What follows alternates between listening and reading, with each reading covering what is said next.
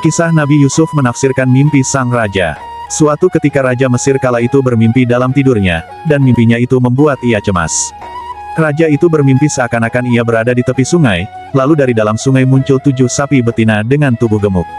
Ketujuh sapi betina itu merasa senang berada di padang rumput yang subur. Setelah muncul 7 sapi gemuk, dalam mimpi Raja muncul kembali 7 sapi bertubuh lemah dan kurus. Anehnya, ketujuh sapi yang bertubuh kurus itu ikut bersenang-senang dengan 7 sapi betina bertubuh gemuk. Kemudian sapi-sapi bertubuh lemah memakan 7 sapi betina yang gemuk. Dengan mimpi tersebut, kemudian Raja Mesir terbangun dari tidurnya dalam keadaan terkejut. Lalu ia tertidur lagi, dan mendapatkan mimpi aneh lagi yang berbeda. Mimpi-mimpi yang Raja dapati itu membuatnya khawatir dan cemas. Raja pun menceritakan mimpi yang diperolehnya itu kepada para pembesar kerajaan dan kaumnya, tapi tak ada satupun dari mereka yang bisa menakwilkan mimpi sang raja.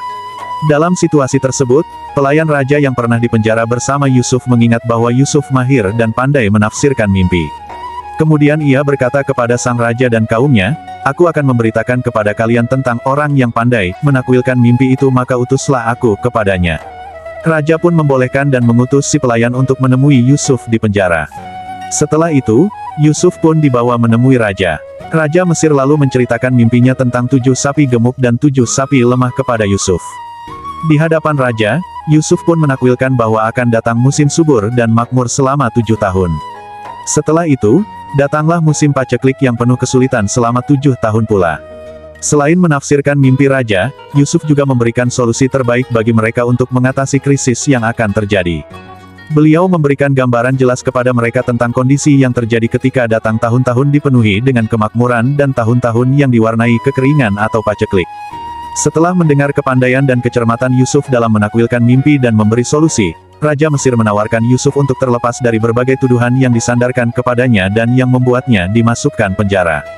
Namun Yusuf menolak, dan meminta Raja untuk mengkonfirmasi kebenaran dari tuduhan tersebut lebih dahulu kepada tuan dan istri tuannya yang terdahulu, yakni Al-Aziz dan Zulaiha. Setelah Raja mengkonfirmasi kepada mereka, didapati bahwa tuduhan tersebut adalah palsu dan Yusuf tidaklah bersalah. Yusuf tidak pernah menggoda maupun merayu Zulaiha, melainkan beliau adalah orang yang baik lagi terpuji.